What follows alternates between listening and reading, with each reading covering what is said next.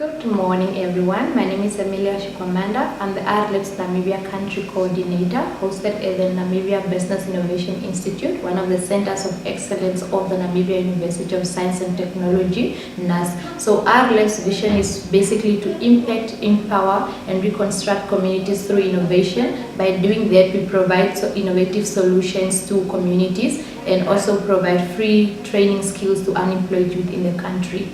We're shooting the first scene of consent for partaking in a workshop or doing research. So the first thing you need to take into consideration is basically to briefly explain to the target group what the objective, the goal and the outcome of the workshop is. So you briefly need to explain to them what is it that they are going to encounter within this workshop, what is the content going to be about. You need to share the agenda and also other aspects that will be involved in this workshop for them to be aware of what are they going to be partaking in. And then secondly, you need to take consent and ask permission from the audience in form of taking, if you want to take pictures, if you want to do audios or recordings, you need to take in account that all the participants might not always be willing, so therefore you are required to take consent and ask permission from them. And there are different ways you can do this. You can either use feedback forms or a consent form that they need to fill in and sign at the end, or you can do it verbally, or you can play a video and then ask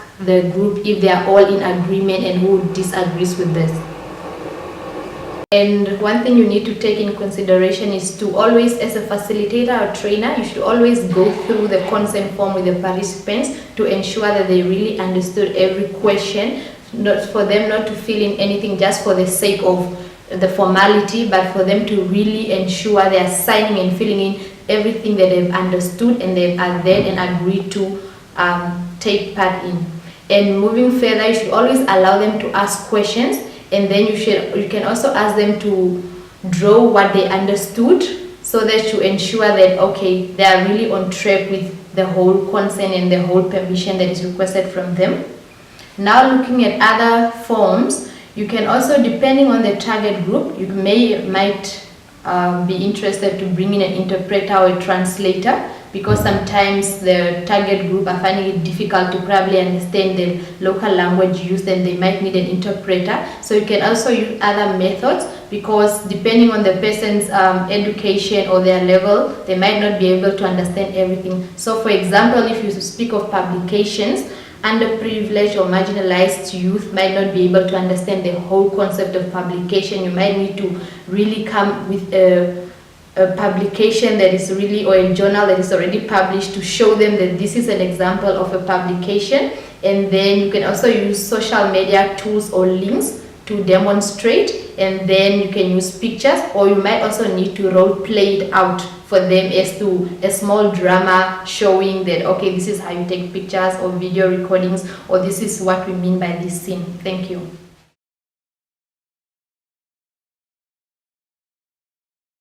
Hello everyone, I'm Uvatera, a lead trainer within the ARLEPS project, which is hosted at the Namibian Business Innovation Institute, a center of excellence within the Namibian University of Science and Technology, known as NUST. And today I'll be doing the check-in, which is also known as an ice break, as participants come in for the first time at the workshop. And it's always good to know the type of participants you are working with before you choose your check-in. For the check-ins are to ensure that participants are comfortable and you know exactly how they feel as they walked in during the morning session or the start of the session. You have a check-in that you rate yourself between 1 and 10, 1 being the lowest and 10 the highest, how you feel as you walked in for the session. So either you are excited, sad or happy, and with this can also be used as a guide to look for an energizer that the participants can do to recharge their energy or to make them happy and excited. So if it's youth that you're working with, you can do like a speed dating exercise, whereby you have 30 seconds. Each participant interviews a different participant every time, and after the 30 seconds, then they come in the training room and then introduce themselves as the next person that they have interviewed. They can go as much as 5 participants that you interview within each 30 seconds, but you can only introduce yourself as one of those people.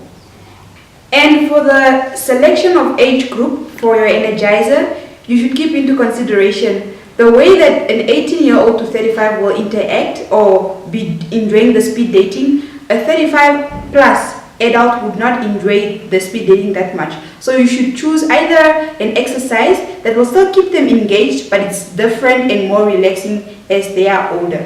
For some cultures, it's not appropriate to be touching each other, for example. So you need to choose your energizer wisely and know your participants beforehand.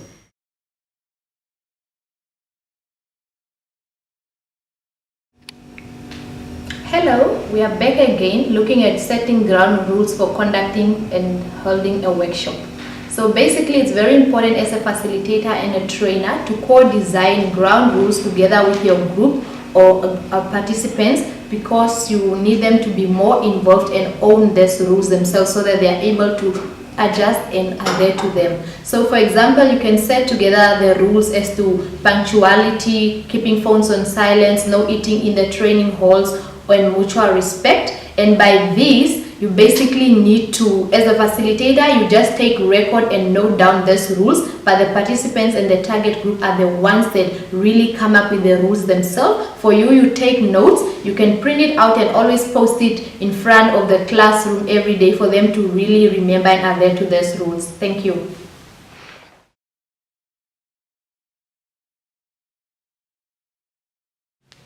Hello, now we are looking at engaging with students and energizers. When you are a facilitator, you need to be your own coach. You cannot be facilitating a workshop and 30% of the participants are half asleep. So you need to be your own coach and see to it that you come up with an energizer that either goes hand in hand with the topic that you're training or you're doing research on, or an energizer that is out of the box. We can also be extraordinary. Great.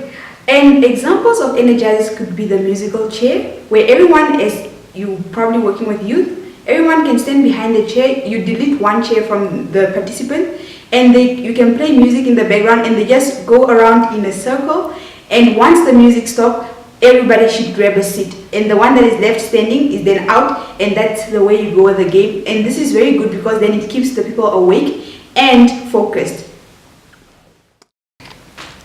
And energizers are also good to keep the people happy and excited and looking forward.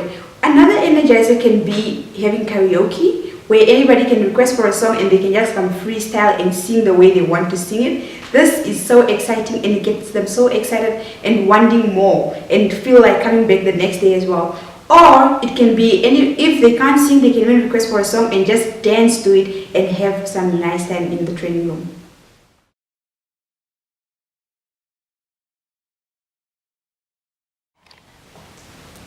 Okay, now we are looking at the part of energizer and engaging with students. When one is a facilitator, you need to be your own coach. You cannot be facilitating a workshop or doing research while 30% of the participants are half asleep. So one thing that you can do is either have a musical chair exercise or energizer, whereby you have everybody stand behind the chairs, you delete one chair, and then you play music and they all go around, and once the music stops, they should make sure they grab a seat. This is also good because then it also energizes their concentration level. And another engaging tool that one can do is at least have presentations, like people work in groups and each group can present something, and every time they do presentations in groups, a different person should present. In this way, you can also get everybody to present and open up.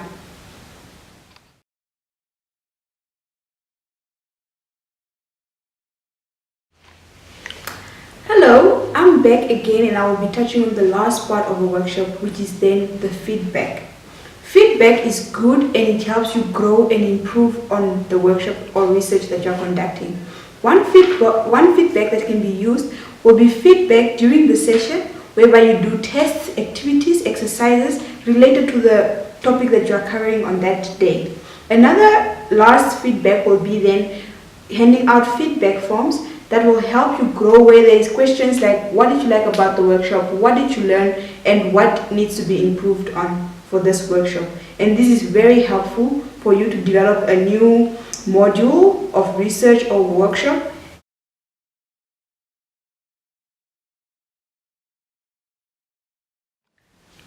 Hello, we are back again and we'll be looking at leaving something behind. Firstly, a new skill acquired by participants through the workshop would be one of the things that they will leave behind. And secondly, one would be certificates awarded at the completion of the workshop. And then thirdly, we'll be looking at items that are useful for the participants or the group that attended the workshop.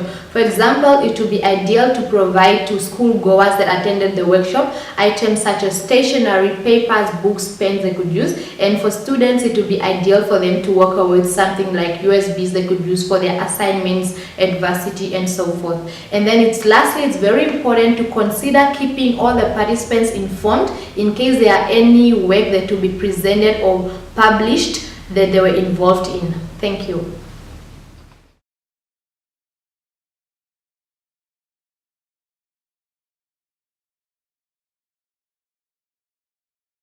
And I hope you have really found this helpful and successful in terms of conducting workshop and research. Thank you.